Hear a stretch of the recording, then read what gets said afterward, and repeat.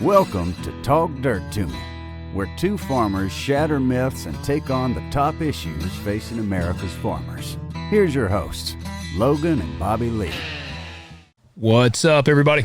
Yeah, I guess this is the Merry Christmas version.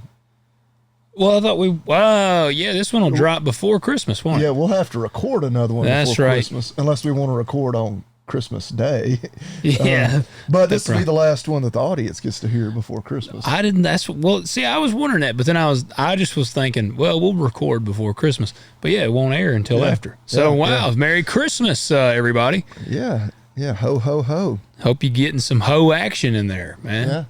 Yeah. I think you're more of a proponent of no-till, but, Sometimes you need to do some plowing. Yeah, I'm a proponent of doing some plowing when it calls for it. I've heard the joke, when, dealing with, the resistant pigweed and whatnot. And somebody one time said, you just got to call Santa Claus. And they're like, what do you mean? You're like, you got to ho, ho, ho. Yeah. Only way to get rid of them suckers once they get to a certain height. Sometimes it is. Yeah, man. That's awesome. Merry Christmas, everybody. Some people are probably mad at us because I never put together the gift guide, but honestly, it was kind of last minute whenever we kind of got to talking about it. Just buy something made in USA that we talk about at the end. Yes, I mean, and because it's getting kind of close to the nut cut now, but I didn't. Well, I mean, I can give you a good gift guide right here. You go to agzaga.com. Yep. Start shopping. Hey, you better be quick about it. You probably should have already done it, but it's never too late. Maybe you can give a belated, Christmas present. Yep. All the good stuff, and then start stocking up for next spring too on everything you need around the farm. Use that discount code TalkDirt20, $20 off, $50 minimum order, and free shipping. So there's your gift guide. There you go. There's your gift guide. Do that.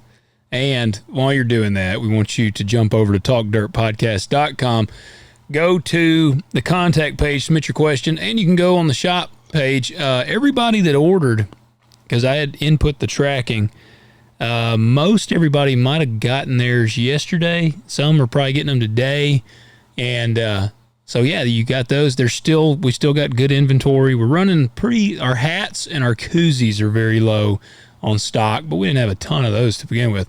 But we still got a pretty good stash of shirts, unless you're a medium, or we did have a guy, one of our listeners wrote in and was like, if you ever decide to get real man sizes, I'd like to get a shirt, because he needed a triple XL.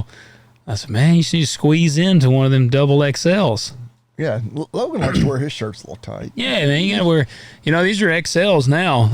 That's what I had somebody one time like, is your shirt tight enough? And I was like, it's an XL, man. I mean, I am not ready to go to 2X yet. Did you ever do like the Affliction shirts? I had some for just a little while. Oh man, I did. I'm a sucker. Mine were they had the skeletons. They didn't have like we actually went Christmas shopping, me and Marcy, a couple of weeks ago, and we braved Wolf Chase Mall. It was just me and her.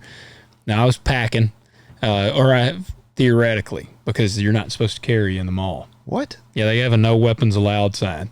So, my whole policy on that is if you got a guy at the door patting you down or running a wand over you, okay.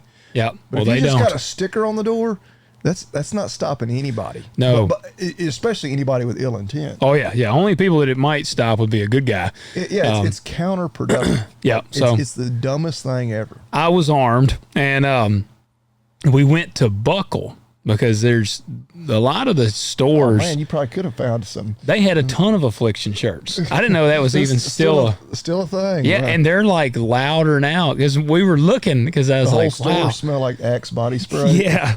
And Marcy goes, you used to wear some of those. And I said, man, I know, it's crazy. Like, I got my t-shirt. Actually, I got a t-shirt on. It's not Affliction, but it's got the skulls. It's actually a Christian brand. I don't know. See, it's got like a coffin and skulls, and what is it, John 11:25?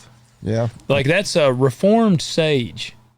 Sage. I don't know if they're made in USA. Oh. You may check them out, but don't say that might be our company, but they're a Christian brand. They make like metal Christian shirts, and I'm a skeletons kind of guy. But I still, actually, one of the shirts I had, I would almost still wear it today. Yeah. It has like skulls and stuff coming over the shoulders, but it didn't have like loud.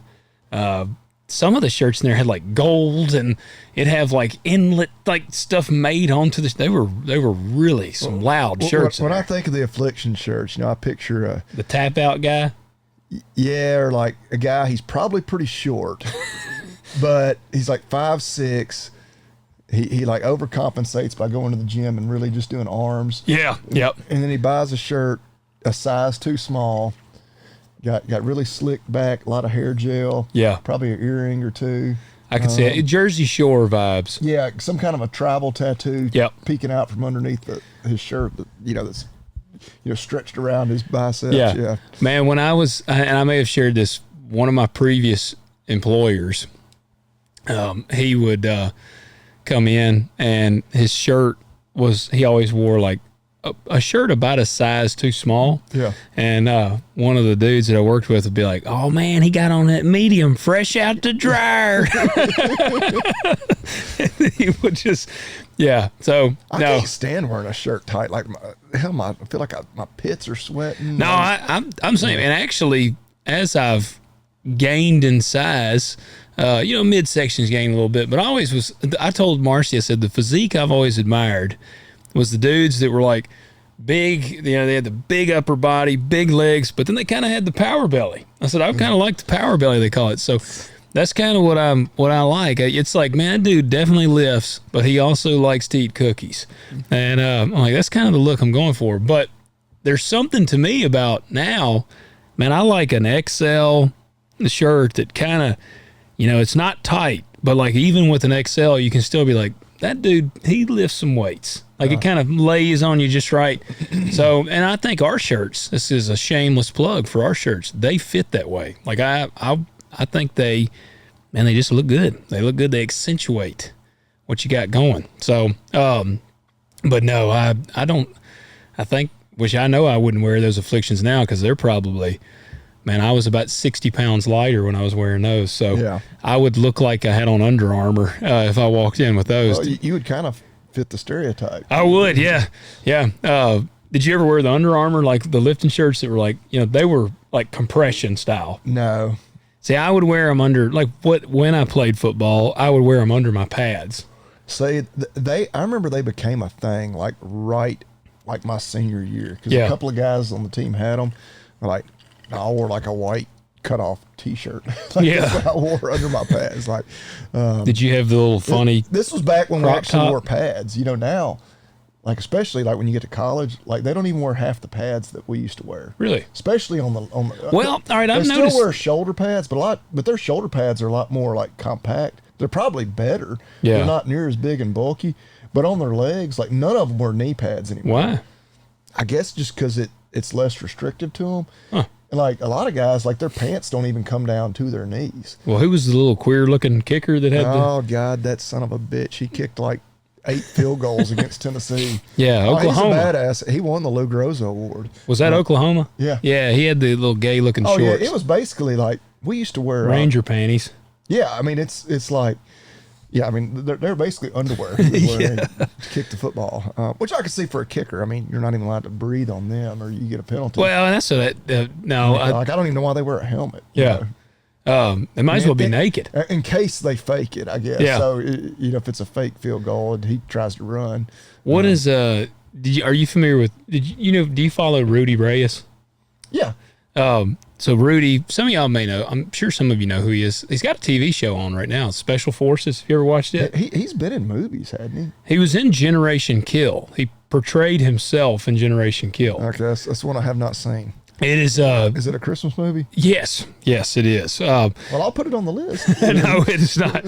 You need to watch Generation Kill. It's actually based on, was it Ramadi or Fallujah? The Marine. It would followed a platoon of Marines, basically, and it's based on true story. But what was it? 05 time frame. Was that Fallujah? Man, Ramadi. Either way, they went in there and they were in intense combat. And Rudy, I know Rudy, and he's a really good guy.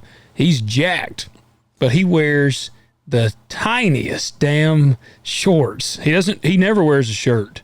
Whenever I was at Winter Strong, he had on some bizarre outfit. He's eccentric. He is very eccentric. Yeah. And honestly, if you heard him, I've never met him. I don't know him at all, but that's always the. Well, my first impression of him, he was like super energetic, and he's like 50 years old, but he's sculpted. He looks like a Greek god. Like even his jawline like cuts glass, and he's like done some movies, and like he's got the kind of like Hollywood vibe going. But he was dressed really bizarre, and I was actually standing there next to Terry Hooen, and that's when I met Terry. And Terry was like, "Who the hell is that guy?" Because he was just so loud and he's very flamboyant. Yeah. They called him like the Vanilla Gorilla, which they called him Fruity Rudy in the Marines. Like that's not it doesn't insult him, because the thing about it, Rudy is like, he's very comfortable he is insanely comfortable in his manhood, and he's also an absolute killing machine, like in reality. Like he apparently killed the living shit out of people when he was overseas. And so in Generation Kill, they joke about Rudy because he's naked. You see him naked in the movie, and he's like, he would run with a gas mask on and in full gear. When they were on base, he would just run, and he's always working out. And one of the Marines is like videoing him when he's naked, and they're like, "It's not gay if you think Rudy is hot. Like everybody thinks Rudy is gorgeous." But I say all that to say, yeah, Rudy, he wears. I'm thinking this kicker, soon they're going to have the pants, because they're not even Ranger panties. I mean, Rudy's wearing like, wearing like a Speedo. It's like a Speedo. I mean, I'm like, man, my nuts would be coming out both sides of that thing. But when I used to run a bunch, I had some like running shorts, which I don't know what the inseam was. Like they were shorter than like. Were they like chubbies or something? No, I had some, I forget what even brand they are. And they were like, but they weren't that short. But like, people be like, "Oh man," it's like, these are just running shorts. Like they come even shorter than this. These aren't like Olympic track guys, yes, or anything like that. Yeah. Well, that's how. But, yeah. Well, I do. Also, if we got any Call of Duty players, Rudy's been in Call of Duty. He was one of the characters in Call of Duty, in there as well. But he's a really cool guy. But yeah, check out his show, Special Forces. Give him a shout out. And yeah, get your short shorts. Hey man, when I lift weights, I like a short. Yeah, I don't want to look like a cholo, Mexican gang member there, having my shorts down past my knees. Capri pants. Yes. Those shorts would look really good with one of our T-shirts. They would. So y'all need to get on there and get you some. Leave us those ratings, 5 stars everywhere, and we got some cool news to share. All right. Yeah, it looks like we will be at the National Convention for the American Farm Bureau January 9th and 10th and 11th. Yeah. We'll be more, we really won't really be that accessible probably on the 11th, but. Yeah, that's our getaway day. Yeah.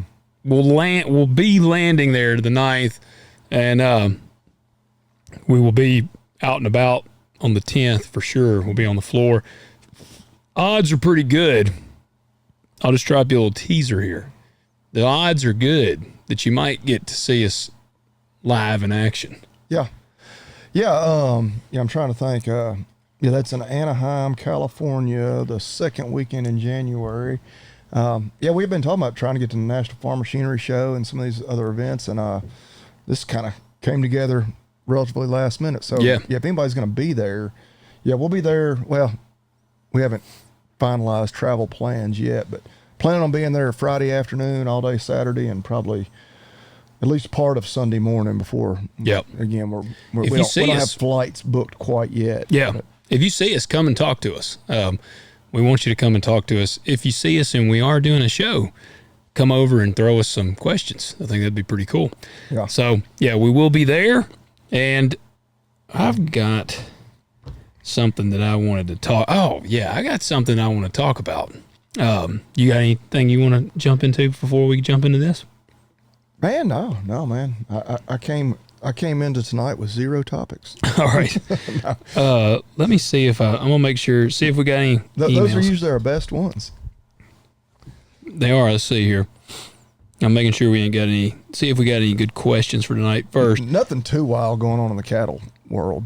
Market's continuing to be pretty strong, and still just kind of bracing for if and when they announce opening the border. I'm a little nervous because I'm planning on selling some calves right after the first of the year, mainly for tax purposes. And they've always said, like, right after the first year is probably when they're going to announce to open the border. And I'm like, damn it, if they do that, right as I'm loading cattle to send to the sale, which I think it'll sort out pretty quick, but might mess us up where we have to hold them for a couple of weeks longer than what we had planned on. But yeah. Well, it's no secret that this has been a pretty shitty year on the row crop side, following a previously shitty year. And I got to share something. I've learned this the hard way.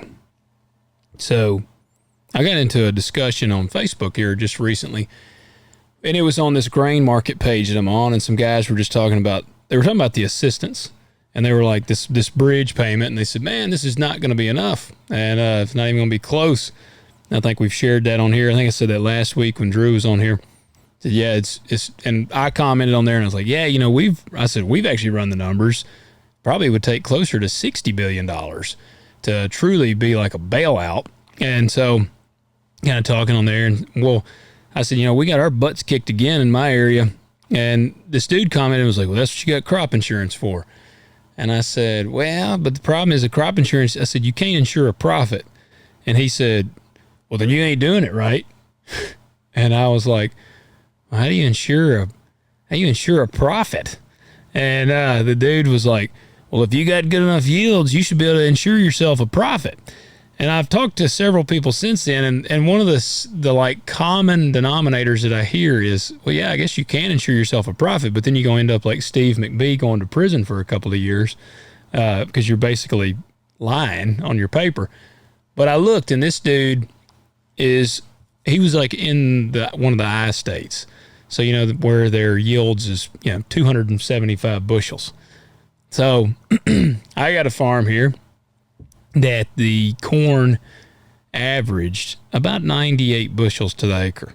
It was just that's basically a devastating loss. And I had I upped my insurance coverage and changed the style, like kind of thinking, all right, I'm mitigating the risk that I can. And so tried to check those boxes. Well, I have learned that I am unfortunately in a bizarre or in a small space in ag timeline that screws me when it comes to crop insurance. And this is not anything to do with my agent. It's all federally regulated. Basically, I don't have 5 years of corn history on this farm. So therefore, I have to use county averages. Well, I learned the county averages are actually better than I thought. I thought they were just terrible. On corn, it's like 155, which for our area, that's not awful. Like, that's not a terrible guarantee. It's average. It's average, yeah. It is. And so I'm not keeping any secrets here. I have 75% coverage. So to explain what that means, if the county average is 155 bushels, I am guaranteed 75% of 155. What is that, 120 or whatever?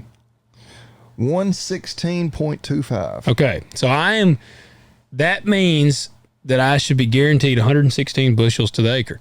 All right, I told you this farm, it shelled 98 bushels to the acre. So what is that difference-wise?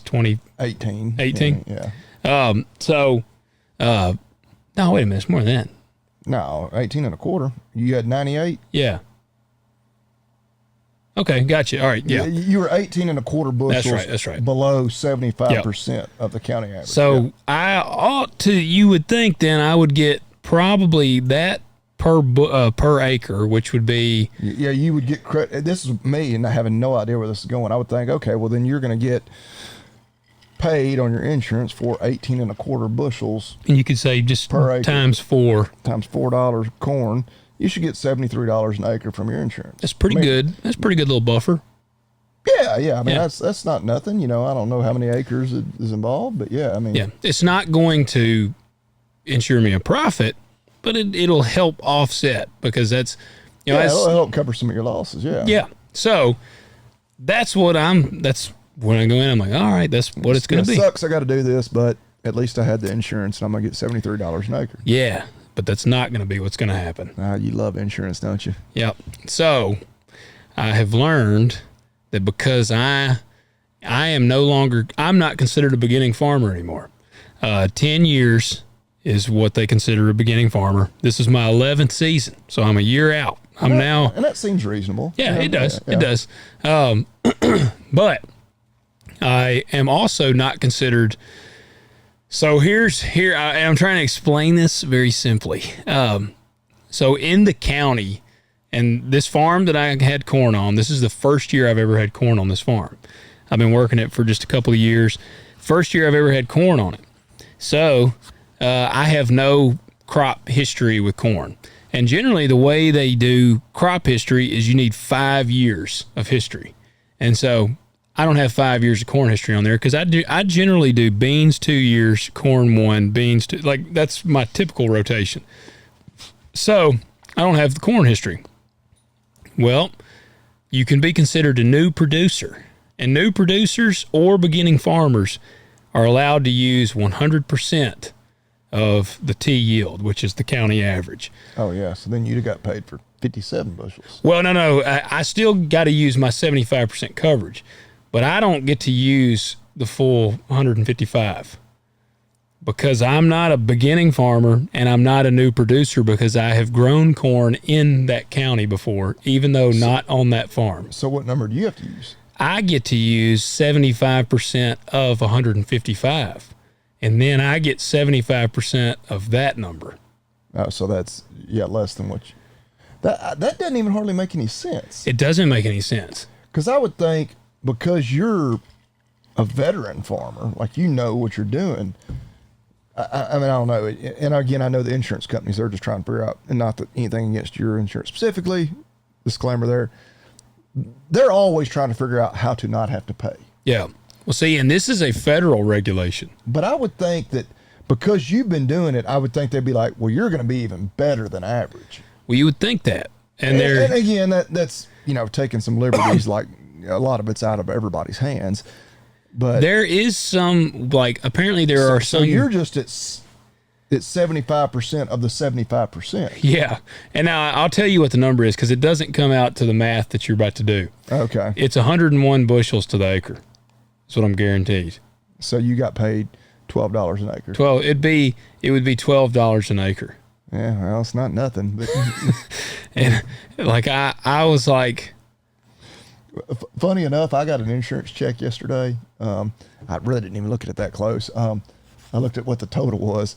I assume it was, well, it would have had to have been for my PRF, which is just rainfall insurance, pasture, range, land, and forage. Yeah. And I could tell, I get an email every morning from the Postal Service that has pictures of my mail. Oh, wow. Like, nice. You're fancy. I think it was because whenever we moved and I had to get my mail forwarded or something, it's because I didn't otherwise set anything up. Like I get an email 7 days a week, even one on Sundays. It has literal pictures, images of all the letters that I'm getting in the mail. So I knew, I was like, oh, hell, that's coming from insurance company. I was like, and that's a check. Like I could tell enough because it was I got a Christmas card of yours that I got to get for you. Okay. The post office put one of your cards in my box. Well, and that's what your dad said that I have not have a post office box we moved there. Well, this is my 11 years ago. It was right at Christmas. And of course, nobody sends regular mail anymore other than Christmas cards. But so many people, I guess from when we got married, have that original P.O. box. Every day, my dad's bringing me Christmas cards. People still mail them out, which is a great thing about a small town local post office. They don't send it back, return to sender. Yeah. They just throw it in somebody else's box that they know knows me. Yep. That'll hand it to I me. got one of yours right now. But yeah, I got that check, and I was like, oh. Was it pretty good?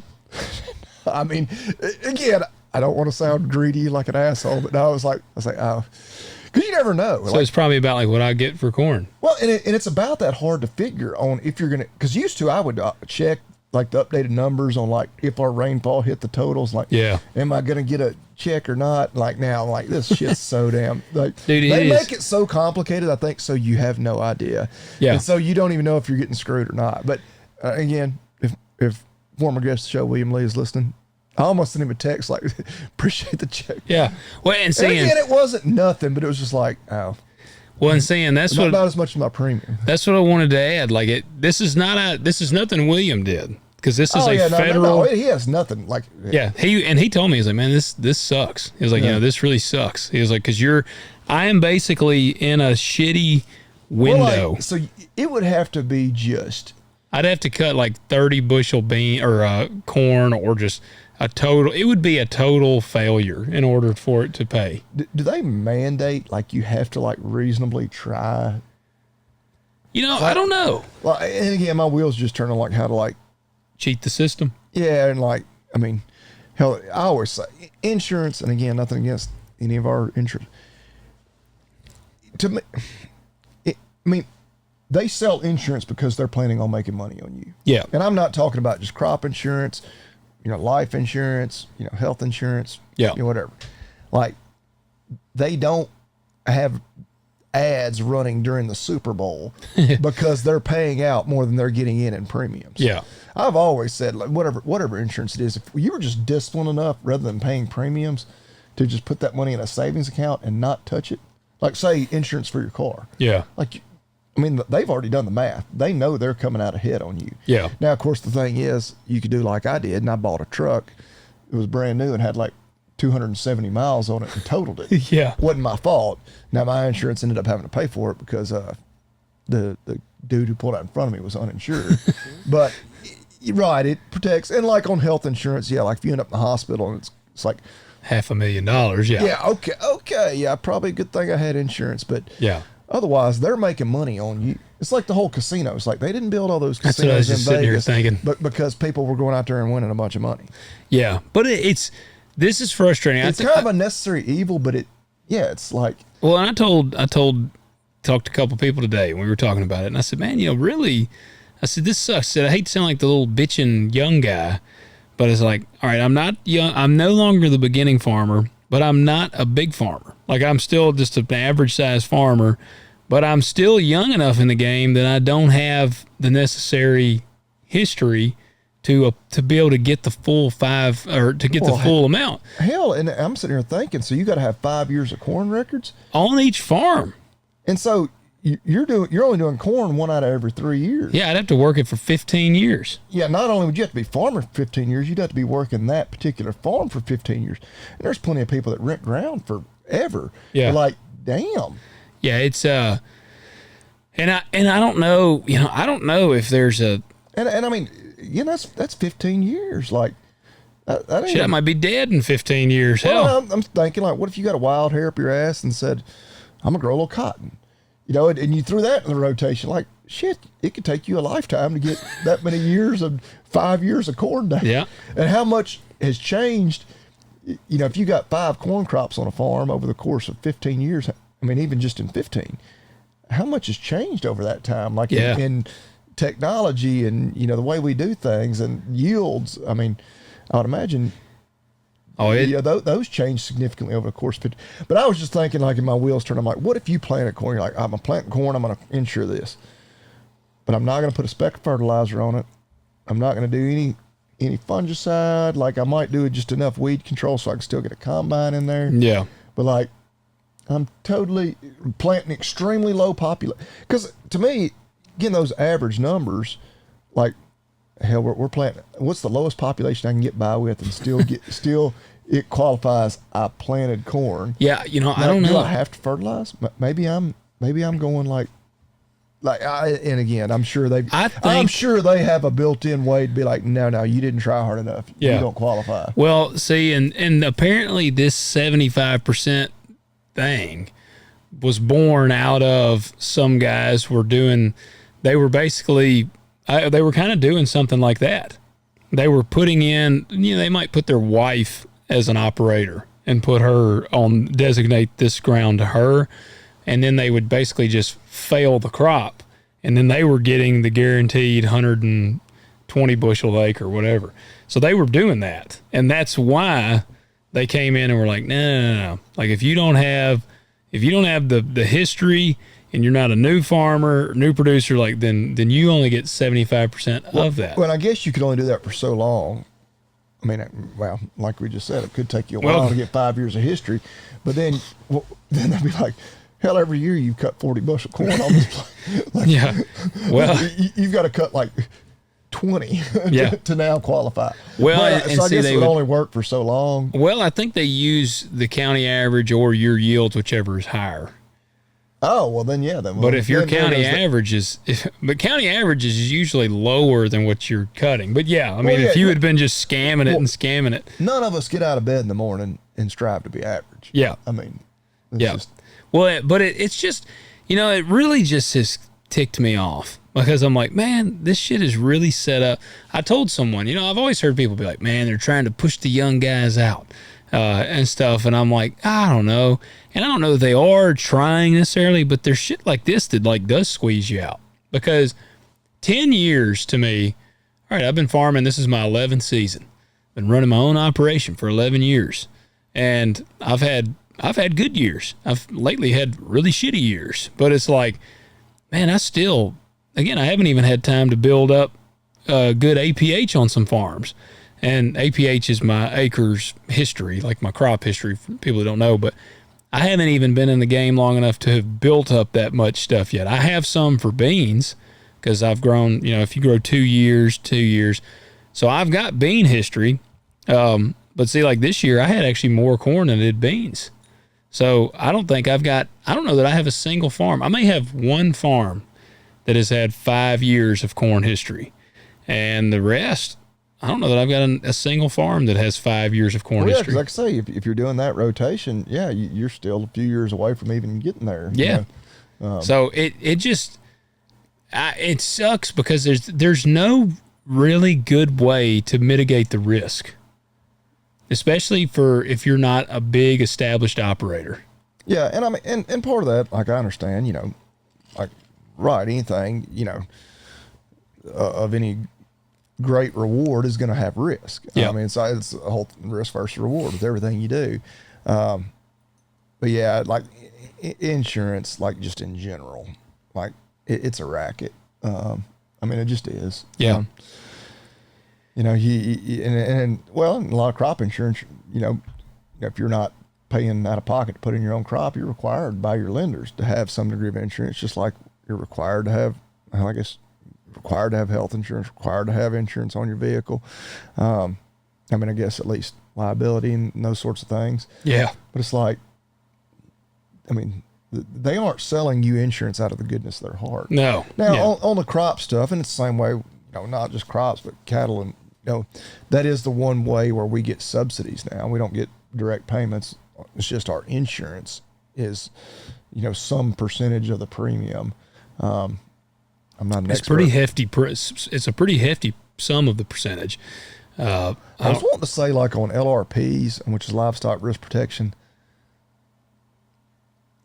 the number I have in my head is they pay like 30% of the premium, but maybe I'm wrong. See, I think it's, I don't know on LRP, but on the row crop side, I think it's a good bit more than that, they pay. I'll ask the Terminator. Yeah, I think it's a good bit more on the row crop side. I mean, it may be the same on both, but, yeah, the government subsidizes a big portion of the crop insurance, and that's what's supposed to make our premiums more affordable. But I don't know, man. I think I'd like to see a revamping of some of these systems, because it's like, man, it feels like it's geared against the guy that's young or growing. Like it's kind of working against you. And I mean, even a growing operator, because again, it'd take you years to get that history. And hell, man, some of these landlords now, I'm blessed. I've got really good landlords. But I know guys, they're landlords. They got landlords that are, shopping the farms out about every 3 years, every 4 or 5 years. And so, I mean, hell, you might, by the time, let's say you just grew beans 5 years in a row. All right, fifth year, you finally earned that APH, and then the landlord's like, all right, we're going to go with somebody else.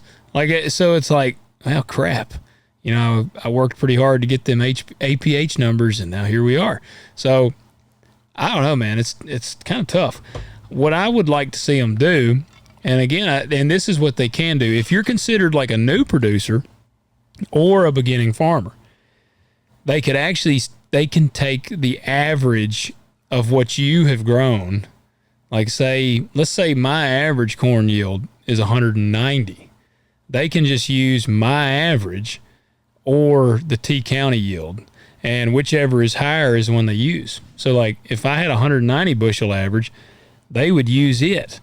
And then I'd be guaranteed 75% of 190. So that'd be pretty good. But yeah, it just blew my mind that freaking, man, I don't know. I was like, man, it just sucks. I'm getting shafted. Like I feel like every corner I'm turning around, I'm just getting freaking shafted again. So I'm like very cynical right now, like in a cynical state of mind. Well, no, yeah. It kind of doesn't surprise me that there's little, footnotes where it's like, or, a little asterisk. It's like, yeah. Yep. There you go. Just got that message on Facebook. Got his koozie. Andrew wrote in. He just said, badass. Has his talk dirt to me koozie. There you go. Deal. Andrew will give you the shout out. He was like, man, he said he wanted the bigger shirts.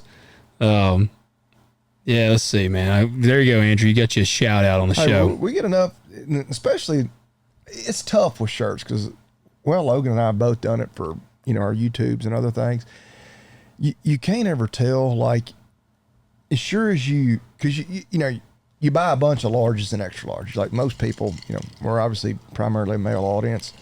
Most people are one of those two sizes. You get a few, less, the mediums and the XXLs. And then, sometimes you sell out of mediums right away and you're like, well, crap, but it's, the t-shirt world and all that, selling the merch.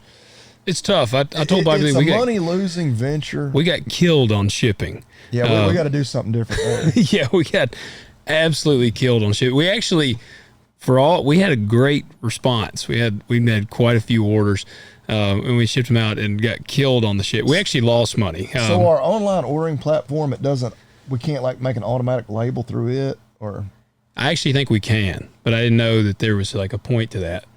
Well, and again, it's more details that we'll talk about off air, but yeah. But yeah, we got y'all slaughtered. better appreciate what you get. Yeah, I was gonna tell you. I'll tell you something funny. We had one order. We're losing money. Yeah, we had one order that was like $15, and I paid $37 for shipping.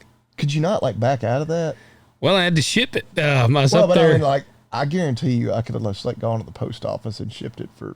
Right, yeah. Yeah, well, that's it. And I was like, good God. I told the woman, I said, damn, that's more than the order inside the box. And she was like, well, they're very rural, so they have to deviate off course a bunch. And I'm like, God bless America.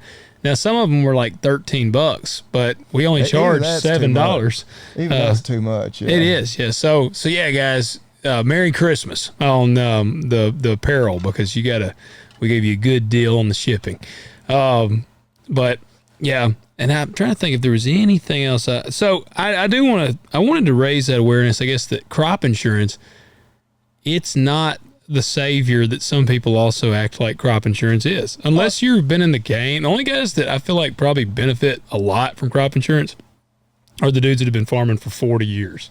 Well, and like on the livestock side, which you can pick different levels of coverage and whatnot, but like it's a disaster if I'm collecting on that. Like they again, you can play it different ways, but like I pretty much when I buy my LRPs, it's like, okay, like something catastrophic happens to the market. Yeah. Because that's all just based on the market, not on yield or anything, or, death loss or anything like that. It's just, does the market completely fall out of bed before I sell these? And you kind of lock in an expected sell date, expected sale size, size, whatnot, whatever. And I guess the good thing about that is when I sell mine, I might get a really good price. Yeah. But if the market, like on the board, is below where I set it, I could, you still collect, because it's not even based on what I actually sell mine for. Because of course, with selling cattle, it's not like I guess selling corn where you're going to get the market price, plus or minus whatever your basis is. Yep. Whereas we send ours to the sale barn, we may get way over, what the feeder cattle market is, or we may get way under if we got a bunch of shitty calves. But that LRP just pays you just based on where the feeder cattle board is that day. Yeah. Yeah. Well, see, and that's what the crop insurance stuff is so confusing too, because you basically have a revenue guarantee and then a yield guarantee, and then you start trying to run the numbers, and it just, crop insurance is tricky because I have no earthly idea how much money I'll get. That's just the thing. Like, I have no earthly idea. It's like me getting that little check yesterday for my PRF. Like, yeah. I mean, in reality, I had no idea and didn't even. It's kind of one of those things. I do it and I forget about it. Like, yeah. Like, if I get any money out of it, cool. If I don't, well, I wasn't really planning on it. Yeah. And, so yeah, in that regard, I mean, it covered like half the cost of like one of my kids' like small Christmas presents. Well, I wanted to go over something. I got my iPad here. So I was curious. I pulled up this is for 2025. If guys are wanting some good information for putting in crops, if you ever wondered, like, well, what's a typical cost? Now, sometimes this can be high, sometimes this can be low, but University of Tennessee actually does a really good deal. Go Big Orange. They got a crop budgets, they call it UTI. It's the UTAG extension, and you can just Google like UTAG crop budget, and it'll usually pull it up. And they got the 2020. This is for 2025. This is no-till, non-irrigated budget, and I wanted to run down, like, all right, because, man, we're headed into 2026, and there's already some seed meetings going on. I'm going to be honest with you, I don't even care about going to these things, because right now I'm still reeling from, I ain't done with 2025. So, like, thinking about, all right, what am I going to get? What am I going to do in 2026? Like, to be honest with you, it's not really even on my radar right now. So I was like, just out of curiosity, like, what would it really take, like, for a guy to make a little money in 2026? Like, how does this need to look? Because bean prices are actually down, or they're still down in like the 10 something. Yeah. Corn prices are not great. Like, and China has been buying. Like, China did buy it looks like they're probably going to fulfill, I think, the amount they said they would, but it's still substantially less than what they were doing. Like, China is buying a portion of what they used to buy. And so because of that, the prices have really not responded that favorably to China making these purchases.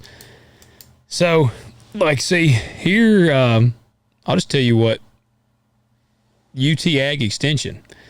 Right here, they got soybeans at $10.40 a bushel, which is probably pretty close to where they're at. What you'll be selling them for right now, or for next year? I'm just saying, let's just say this is 2026. Okay. But this is assuming that nothing changes and bean prices are still shitty next year.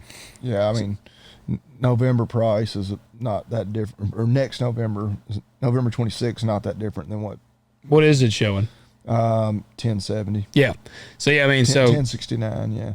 And that's on the board. Yeah. So that doesn't take. So with a basis, it would not be unrealistic to have a negative 30 basis. So that would put you at 1040. So that's pretty dang close. But that's saying 1040, and that says bushels 50. So that's saying you average 50 bushels to the acre.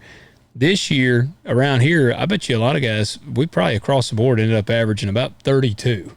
So significantly less than that.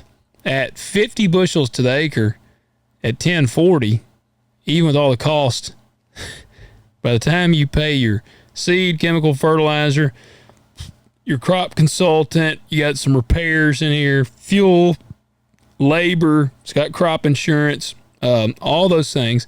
Well, then you got to pay your machinery costs. Have you ever looked at these? No. They're pretty cool.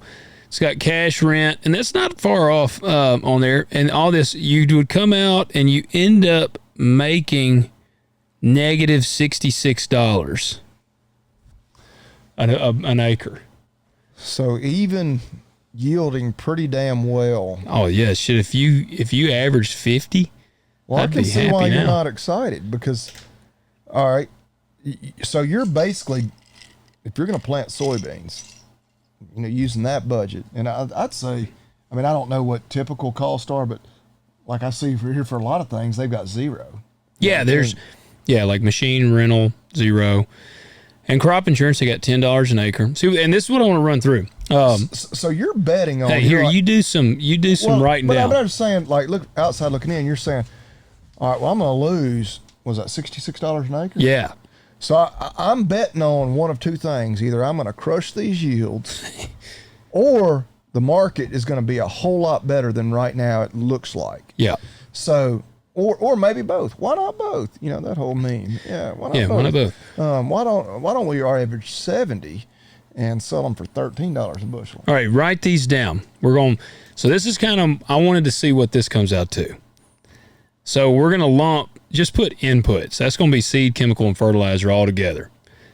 Right here, they're probably looking, their input cost here is going to be closer to 200. It's going to be 200 and something, but we're not going to do that.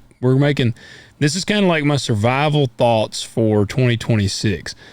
I'm going to say 64, 57, 104. See, they're saying you're going to spend $225 an acre, which is, don't write that one. That is almost exactly what I probably spent this year. But you're saying we're going to go with we're going to go bare bones, like and low inputs, see what we can do. We're going to still shoot for our yield goals. We're going to be working with our agronomists, and I've already been talking to some. Let's say total input costs. We're going to cut it down to $165 an acre. But it's still going to average. Well, now we're doing beans. We're going to say, let's say a 46 bushel average. So pretty close. Yeah.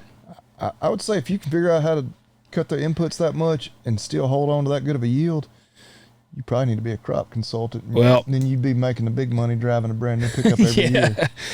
All right. Getting to fly to all these exotic locations and go to these meetings, and that would be nice. Taking a little shot at our crops consultant. We got to pick on them sometimes. Yeah. Now we're not going to do a crop consultant fee because I'm in this high ground system, and it actually, when I buy things, a percentage of what I buy goes into that. And so I don't actually pay out of pocket. I mean, I'm paying for it, but not directly like that. Repair and maintenance. Okay. Let me try to figure up a number real quick on that one. Now this year was an anomaly for me on repairs, but I would say repair, maintenance, I'm going to say probably 20 grand. Let's see, on 1,200. Okay, they got 33. I think that's high. Let's do $20 an acre just to be repair. Yeah, repair. Do repair and miscellaneous. MISC. $30. Do 20. $20. Man. Yep. Now fuel, we're going to do $14. This is all per acre. Yep. Operator labor. Which you do have some hired help. I was going to say occasionally. I laugh because I don't pay myself. You don't pay yourself anyway. But do $10. You're charging yourself at this point. I am paying, but I'm not paying myself. Yeah. Crop insurance. Hold on, what was labor? $10. Do $10. Crop insurance. Do $15 because we've upped the coverage. Okay. Now, we're going to go down to some of our fixed expenses here. We're jumping machinery. All right, see, now they have equipment costs at $109. We're not going to do that because we have taken the hit twice now. So it's like, all right, I got to cut this shit down. I got to lean down as hard as humanly possible. We have leaned down to $60. So go to $60 for equipment costs. Are you going to have yours that low? Mine's going to be pretty damn close. I'm still in the process of cutting, but it's going to be about $60 an acre. One of my good buddies who does a lot of crop consulting, he said that's the make or breaker. $50 to $60 an acre. Well, he said the guys that keep that number low are the ones that are doing it right. Yep, that's my goal. And I may get under that if I do everything I've been thinking. Cash rent. Now, this varies wildly. Now, this is an average.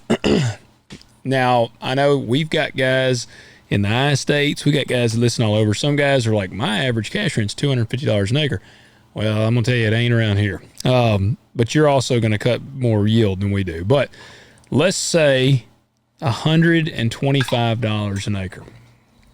And I know someone's listening, they're like, $125 an acre, that's way too low. But I'm just telling you, that's it. Now, it's got management labor. We ain't putting that in there because that's going to be me. And I basically just keep some if there's any left. All right. Now, let's figure out what you got there. Let's see what our numbers are. What? Here, we'll both do it and make sure we don't do a key error. Okay. The silence right now is us adding. Yeah. You can hear the calculator typing away. Yeah. Is that 15? Yeah. Okay, did you get 409? 409. So all right. We did it right. So let me just tell you the difference right off the bat here. $409 per acre. Now that's equipment, that's fuel, that is every single expense. Repairs, labor, insurance, seed, chemical fertilizer. Yeah. Yep. $409 an acre. UTI, their actual thing last year had our total expenses at $586. So that's cutting almost $180 off. Now, so you're going from losing what, $11 an acre?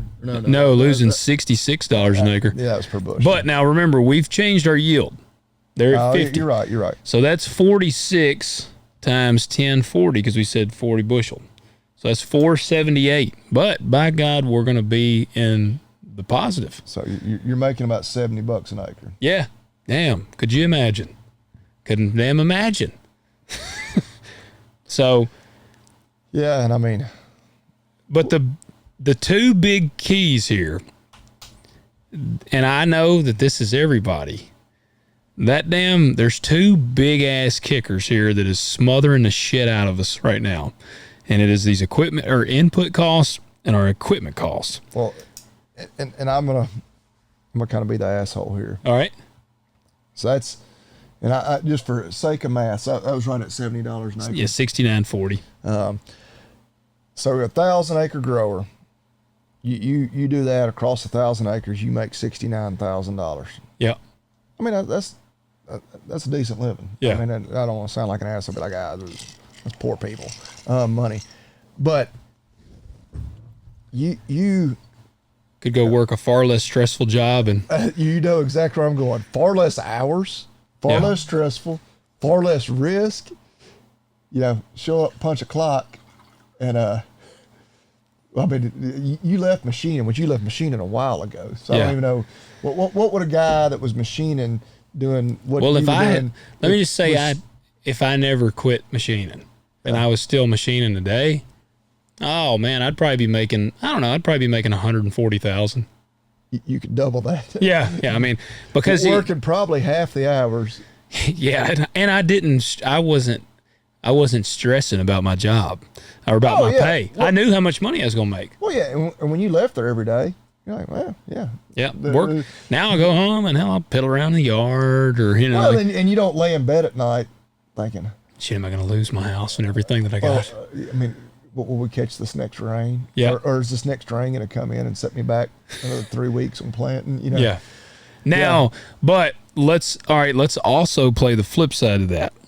All right. We're still doing all that because we're not skimping on anything. The biggest input cost here is we would probably would be using like really generic stuff. Like, and they claim it's a big cut there. So that's using generic. So how far were we off of their numbers? Where did we really save money here? I know we mentioned we're not going to figure in. The seed, chemical, and fertilizer were the big ones. The rest we were about the same, and then the equipment. So equipment, and obviously the equipment's pretty obvious. We're $50 under what they're saying on equipment.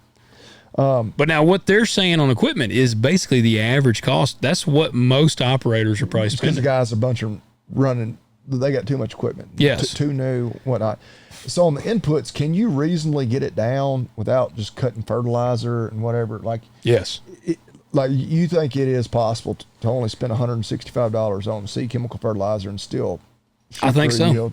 Especially 46. That's not crazy. Oh yeah, that's not crazy. Now obviously it's all dependent on us catching timely rains better than we did this year. And see, think like the thing about it, if you did the same thing here, the $165 input, if you did all that, but you called ample rain, you had ample sunshine, because we have had those years where it's just the bin buster weather. Oh yeah, and you could beat the 46. Yeah, like let's say you cut 55 bushels to the acre. I mean, 55 times 1040 is 572, so minus 409. We're getting a new pickup. Yeah, man, 163 shit on 1,000 acres. You're making $163,000. Yeah, we're getting a new pickup. So those equipment costs are probably going up for next year. Yeah, and see, but here's the conundrum. We'll have X9. Yes, an X9. That's right. I want the AF11. There was one on a lot at the dealership that I drive right past when going duck hunting. They say they're a big turd. I mean, this one's just sitting there on the lot. Yeah. The Case AF11 is actually the one I would want. That thing is like a beast, man. But here's the conundrum. All right. Most guys last year to this year probably rolled their debt. So we're going in with a negative. We're starting out at negative. Some people starting out at 150,000 negative. Some people are starting out at a million negative, like some of your bigger operators. That's what, making $70,000. I mean, obviously sounds really good compared to the last couple of years for you. I know, but then it's like, well, all right, I might keep 30, and I'm going to have to just put 40 towards this to try to, because it's a snowball right now. And I had that conversation today. Yeah, you're accruing interest on that debt. I'm accruing interest, and I'm just the debt. My snowball of debt last year is much larger this year. That's why I am staring at, and that's why I'll share this too. So we're looking at an $11 billion payment coming. If I'm figuring right, if I'm seeing the correct speculation, it's going to be about $40 an acre payment that most guys are going to get. Well, that's not a whole lot of money. And now, and Farm Bureau and a bunch of these people are like, this is not enough money. These guys are way deeper in the hole than that.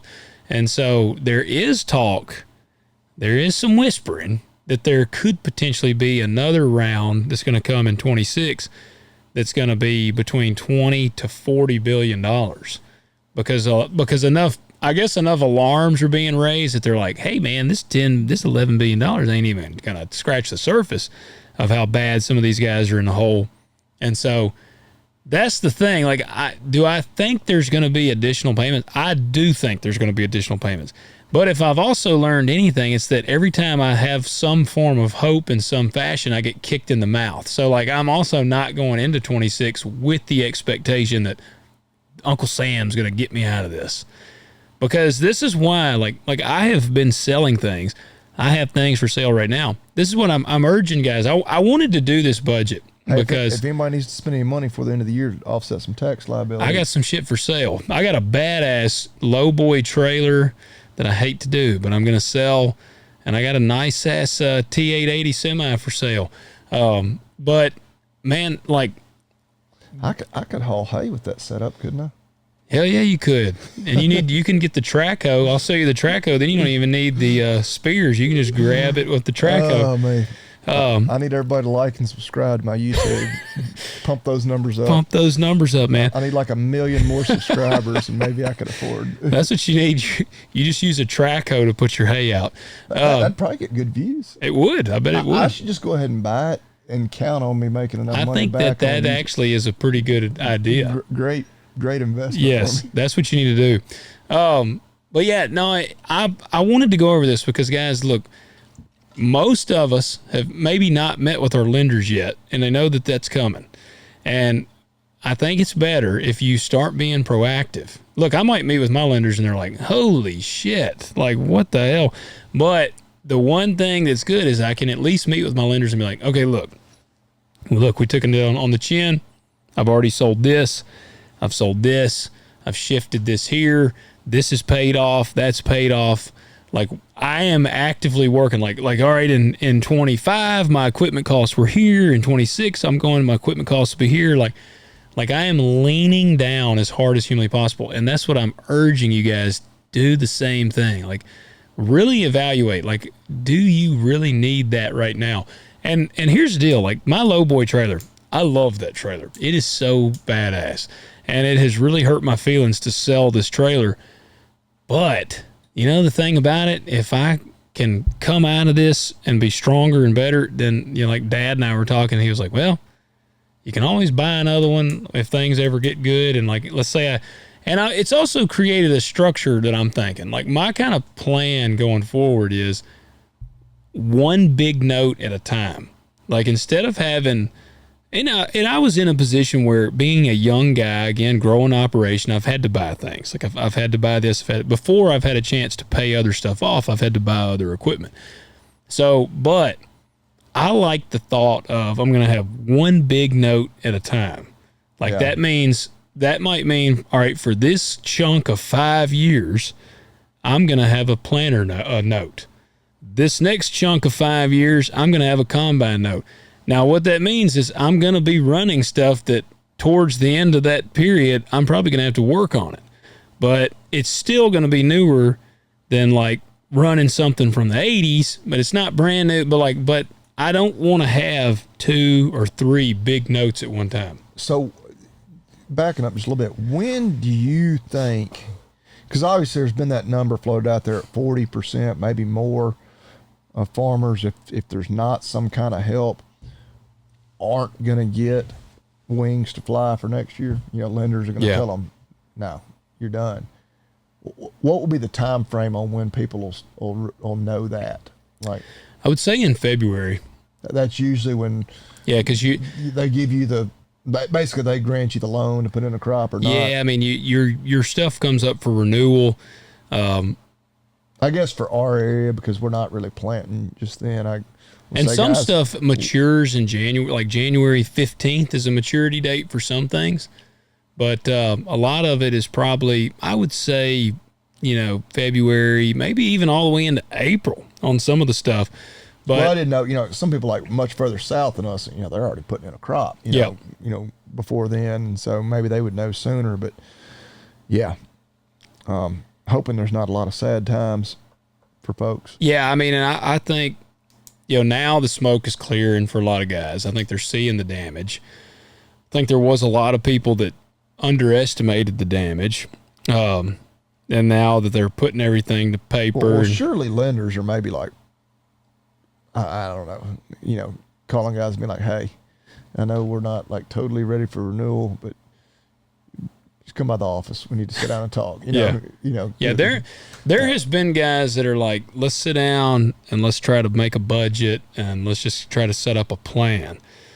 And, you know, man, I don't know.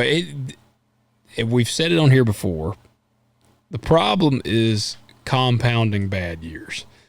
That's what gets you, man. It's not like most guys can survive a bad year because like you can roll the debt and then you roll that debt and you hopefully have a couple of good years. It kind of sucks because I've heard of people, you get stuck in a cycle where you basically, you roll the debt, you have this chunk of pay that you got to pay. You have a couple, 2, 3 good years, which allows you to pay off that debt. And then another bad year hits, and you roll the debt. And so like you're almost eternally rolling debt. And so you obviously want to hit a lick hard enough that you don't have to keep rolling the debt. And so, man, I don't know. I'm sure I'll get the exact quote wrong, but I believe it was Rip in Yellowstone when they were maybe towards the end of the whole thing where they were talking about, you know, trying to make any money at it. It's like in a 10-year period, you're going to have 3 years, you're going to lose a little money. 3 years, you're going to make a little money. 3 years, you're going to basically break even. So that leaves you 1 year out of every 10-year window, you know, generally speaking, whether you made money in that 10-year period or not, you know. Yep.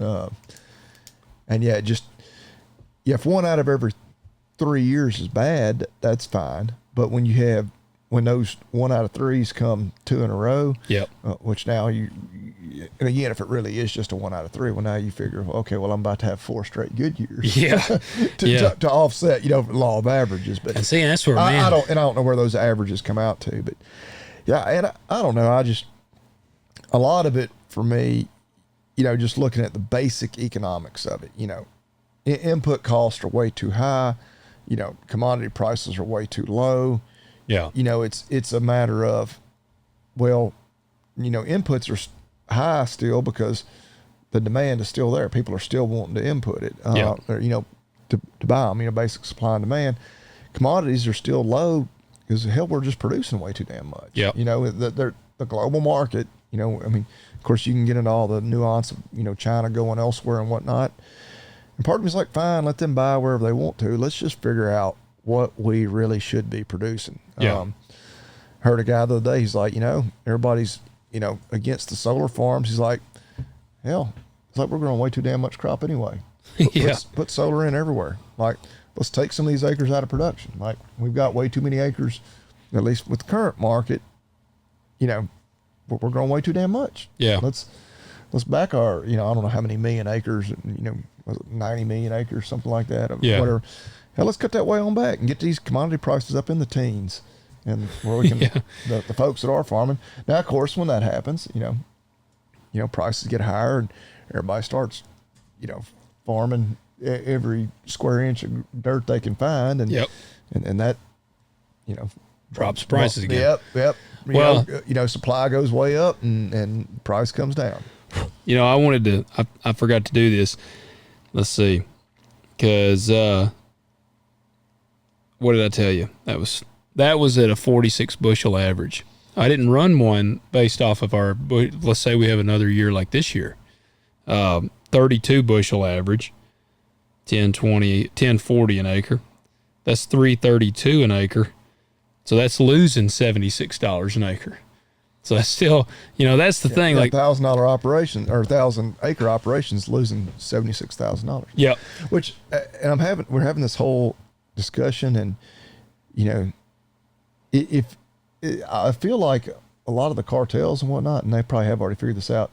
Like, if I was going to launder money, like, just have a farm. like it's so easy to make money, disappear. Yeah. Like, where. So yeah, maybe you ought to get. Maybe I need to link up with some cartels. Yeah. I really liked the movie Sicario. I don't think I've seen that one yet. I know you recommended it to me. Man, I'm telling you, you need to watch it. You need to put the kids to bed. You need to watch Sicario because it's not very family friendly, but it is a definite one to watch. I got big into the Narcos series. So you would really like Sicario because it's like, Tijuana, Black Ops, and it's kind of got a somewhat of a Narcos vibe to it. Yeah. But guys, I don't know. That's the real thing. Crop insurance, it's just, unless you really are been farming for a freaking long time and you've got a ton of history built up on all the ground that you work, crop insurance ain't going to save you. It wouldn't have mattered this year if I had paid astronomical and had like 85% coverage, because I would still only get 85% of that 75%. So I could have paid $80,000 in insurance premiums and still get basically nothing. Yeah. So insurance ain't, what's the old saying? Nobody's coming to save you. Like, that's what I feel like. Well, and like those insurance companies have people that crunch numbers in a high-rise building somewhere that know. Like, and again, some people are going to make, get more money back out of the insurance than their premiums. Yeah. But on the average, no. Like, that's why they exist. Yeah. Like, they're not doing it out of the goodness of their heart. Yeah. Like they are making money. Now, again, some of the premiums, in ag are subsidized, but still, like, yeah. Yeah, for sure. All right, you want to cue the man? Let me see if I can find him. I need to save him to like my favorites or something. Actually, I think he is saved in my favorites. The damn iPhone had an update, and it makes it harder to find shit. Well, see, I told you when I went to a new phone, I can't find anything on here. Well, this is all just a damn update it did, not even a new phone. Let me start off with 2 words. Made in America. All right, I'm trying to verify before I say this one. Oh, not even sure. Well, I've had it a long time. Like, I've had this one a long time. And I'm pretty sure that they are, but I like to, I'd like to be positive. Well, I don't know that it says, which usually does not mean that it is. Yeah. Well, it doesn't say. I know they make knives too, and they are all made in USA. Well, you got to watch, because I was don't want to give anything away because some of our audience might be getting a Christmas present from me. I was wanting to get something that was made in USA, obviously. Yeah. Always do. And this company, it's actually a company we've featured. Okay. But not all of their products are, and that's like a lot of companies, like, they may be made in USA, but they've got like a few things that they do outsource. And I hate that, I don't hold that against them, because I was like, is this particular model made? And like, I kept digging, and I found out, they didn't have it like plastered on there that it was made in USA. And so, like you said, that's usually a dead giveaway that it's probably not. So it was not? Yeah, that particular product, again, I won't call them out, and then I won't say what it was, because yeah, that's what I just asked the Terminator here to see, because I didn't see it. Okay, well, actually, this says yes, it is. So I'm going to go with it, because I can tell you we'll just roll with it. Yeah. It says, all right, this says that they are made by an American company and are generally produced in the USA. So it's hit or miss. Yeah, it's kind of loose, yeah. But I'm going to go with this one because it is a cool one. And my wife said, I'm generally a good guy. Yeah. It was good enough for her to marry me. There you go. Yeah. It passes the test. So Hogue grips. You familiar with them? Yeah. So I have a cheap 1911. It was the very first 1911 that I ever bought. And I was at the gun store when I bought them, and they had a pack of ivory Grim Reaper engraved grips. All right. You were talking about my Affliction shirts earlier. I've got a 1911 in there. All right, if you were wearing an Affliction shirt carrying a 1911 with this on it, if you weren't dealing cocaine, you should have been. Well, that's and then see, it's actually a different one, because this one shows the Grim Reaper, and he's got the scythe or scythe, whatever they call it. But that one I got, that's one side of it, and then the other one is the close up of the skull face right here. That's the one I got. See, this is the combo. It's got both sides. But then in one side, it's just this close-up of the skull. Yeah. Like, man, Literally, you're probably the only person that has those grips that's not on the cartel payroll. And they're on like a $500 1911. Like, it's like but I remember. Yeah, every other gun there owns like a gold-plated. Yeah, this one's on like a Humorex or some cheap-ass. El Chapo himself gifted it to some of his lieutenants.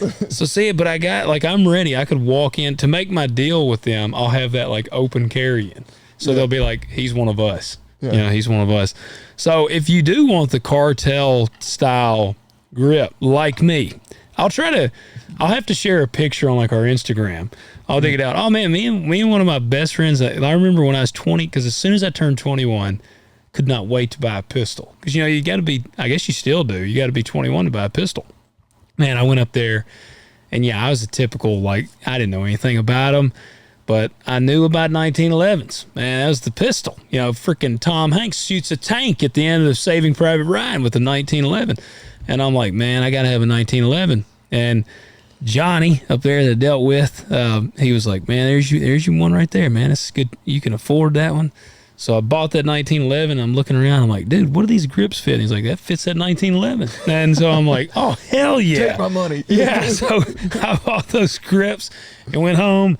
And, oh, man, I love that. That pistol is such a cheap-ass pistol, but it's what I got when I went and got my handgun carry permit, I took that pistol. Me and my father-in-law went, and I remember Poncho, our sheriff at the time, we took our license up. We did our stuff at the county sheriff's office. I had that 1911 with the Grim Reaper. Like, I had it sitting on the desk. We all were in our desk, and Poncho came over there and was like, damn, check out that pistol. I was looking at it. Oh, yeah. So, yes, I still love that little cheap gun. But Hogue grips, and they also make knives. I have not used their knives. The grips are awesome. And they got all kinds. They don't just have the ivory grips. They got rubber grips. I mean, they got them for Glocks and SIG, everything you can think of. Their knives also are made in USA, but again, I have not used them. But check out Hogue Grips. It's Hogue. And I mean, they've been around forever. Like, they're a staple in the firearms world. So go check them out. And while you're checking them out, we want you to go to talkdirtpodcast.com and go to the contact page, submit your questions on there. And also, we do want you to buy some shirts. Keep buying some merch. Buy some more merch from us. It's still not too late to get some Christmas stuff. I can't say that it will be in by Christmas, like we said, but you can go ahead and buy it and then just give them a late gift. So do that. And what else do I need to do? Check out agzaga.com. Talk Dirt 20 is that discount code, $20 off, $50 minimum order, and free shipping. Yeah, we're kind of getting past the Christmas shopping time frame. Unless you got, I don't know. If you listen to this first thing on Friday, I would dare say if you got to order in on Friday, I bet they could get it close. Yeah, you'd probably get it. The shipping service, it wouldn't be Agzaga's fault. It'd be in the carrier's hands. If you got it placed on Friday, I'm not making any promises for them, but say they got it packaged up and shipped out by Friday afternoon or even Saturday morning, I think all the services will run through next Wednesday, Christmas Eve. You may get it, but anyway. Bobby Lee is saying right now that if you order by midnight tomorrow and you don't get your order before Christmas Day, Day, today when you're hearing this, Bobby Lee will send you $100 bill in the mail. Guaranteed money right now. Yeah, and just like your insurance that you're probably getting, there's an asterisk. The fine print. You might want to read that. Yes. Which basically says, not going to happen. Not going to happen. Yeah. All right, guys. Hey, Merry Christmas, fellas and ladies. Remember the reason for the season, man. Hey, my kids do celebrate. We enjoy Santa Claus. Your kids probably enjoy Santa Claus. Yeah. We're not weirdos about Santa Claus, but my kids also do know that the whole actual reason of Christmas is the birth of Jesus. So that is. Which do you got any particular one? Do y'all read any or anything before? So, no, not now. I mean, yeah, we used to always, of course, because we went to a private Christian school, we always had to memorize. All of, I forget which chapter in Luke, and there were shepherds in the field, guarding their flocks by night. And, lo, angel of the Lord came upon them. Chapter 2. Glory of the Lord shone round about them. They were so afraid, all that. And we used to always recite that before we started opening gifts or anything. I probably should make my ungrateful little snotty-nosed kids do something like that. But we usually read, I think it's Luke 2. That's Jesus' birth. We usually read that to the kids, and sometimes my wife will read like 'Twas the Night Before Christmas or something. Yeah. Like she'll do those, and then we whoop the shit out of them and send them to bed. But no, we usually read Luke 2, and so guys, look, we have a good time, but obviously that is the reason why we celebrate Christmas. So we do wish you guys a Merry Christmas. But yeah, like you've said, like I don't know what it is. I guess it's about both my kids being age, but like, man, I'm into it. Like I'm so much more into Christmas now than I was 10, 15 years ago. Oh, dude, that's like my house. Man, I put the lights up. I had put the lights around the thing, and then I was like, man, I even put them around the column, which we had our Christmas party last night for Sunday school class. We had 40 people here last night. Dadgum. Yeah. We don't have that many people in our church. I mean, we have that many members. Now, that was we don't have that children and many all. people. Like, that's more than our average attendance. Yeah. No, that was adults and children. It was like 40, almost 40 people.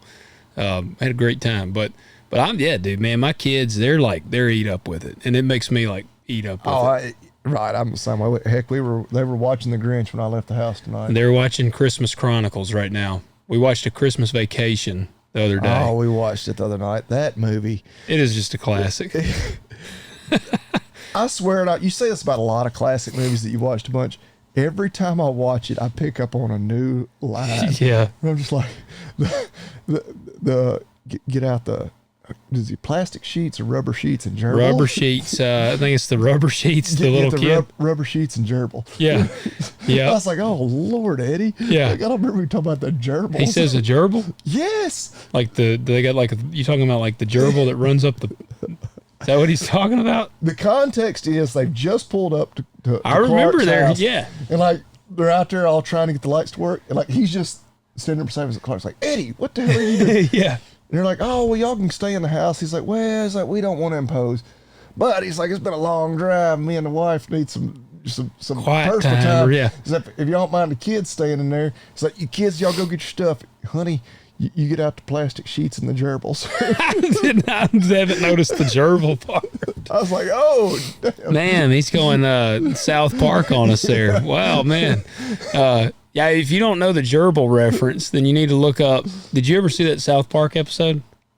I've seen more South Park just in like the Clips the or something? viral clips. Like Well, I have maybe 5 times in my life sat down and watched an episode of South Park. Well, I don't remember that. Well, I got to tell you the actor's name, but they almost ruined an actor's like a whole identity because they made an episode and he likes to go, I guess, what do they call it? Is it gerbling? What do they call it? Where I guess we're going to tell you on this episode, but on the South Park episode, they basically take a piece of PVC pipe and kind of stick it up their butthole, and then they let a gerbil run down the... It's rubber sheets, and don't forget the rubber sheets and gerbils. And gerbils. Richard Gere. You know who Richard Gere is. Yeah. South Park... Pretty Woman. Pretty Woman, yep. Yeah. South Park just about ruined his public identity because they made an episode where he is into gerbling, and like... So... Well, so I'm afraid to even ask, but what is gerbling? They take he takes a pipe or something and he kind of puts it up his butthole, okay, and the gerbil runs up the pipe into your rectum. That's where my mind was going, but that's where it is, and it like shows the. I'm pretty sure on the South Park episode, it even gives the point of view of the gerbil as he's going into his rectum. And so he's like, ah, and it's like stuff in the rectum. But so do people really do that crazy stuff? I guess South Park made an episode about it. I follow like a couple of comedians on Instagram that like make fun of like emergency room x-rays. Oh, like, man. Yeah, those are crazy. Stuff that is stuck up somebody's rectum. And of course, the joke's always people are like, yeah, I slipped and fell, and it will. Man, I'm pretty clumsy. I've slipped and fallen a bunch of times in my life. I've never had any foreign objects end up. All right, here you go. In my colon. I asked my Terminator. I said, "Is gerbling a real thing?" And it said yes. I imagine you can get prosecuted for cruelty to animals. I would think so. It says yes, gerbling is a real term, but it's extremely rare and widely regarded as unsafe. How do they know how it's rare it is? I would imagine most people would hopefully not do this in the privacy of their own home with their rubber sheets. It says what it refers to. This says here's a no-nonsense breakdown. Yeah, things have really taken a turn here at the end of this episode. At the end of this Christmas episode. We got all sentimental with the birth of Jesus. And now we're talking about shoving a gerbil up your ass. What it refers to, a sexual practice involving inserting a small rodent, gerbil, into the rectum, usually using a tube. It has been reported in medical literature, but very rarely. Most mentions come from case reports, urban legends, or shock stories that get exaggerated. It is dangerous, unsanitary, and can cause severe internal injuries and even death. doctors strongly warn against it. So it says here, I why? imagine it's really dangerous for the gerbil. Like, I mean, I'm thinking, man, could you imagine? Hasn't that crushed the thing to death? well, I would imagine it does. I would say PETA is definitely against it. I mean, who came up with Maybe this? one time I'm on the same side as PETA. True. It says why it's so infamous. It gained notoriety in the 80s and 90s through tabloids, shock radio, and later the internet. Famous name rumors, often celebrities, are almost always false. It says, bottom line, it is true. It is extremely dangerous and stupid. Well, I'm trying to see what year. So National Lampoon's Christmas Vacation was 89. So it would have been in the peak of the gerbling time frame then, right? It's one of those things I would like just to have some faith in humanity. I'm like, okay, there's some real freakazoids out there that maybe, but it's way more urban legend than it is like a real thing. But, and part of me, and again, I mean, it's kind of gay. My for lack of a better term, my asshole is for exits only. Exit only. Yeah.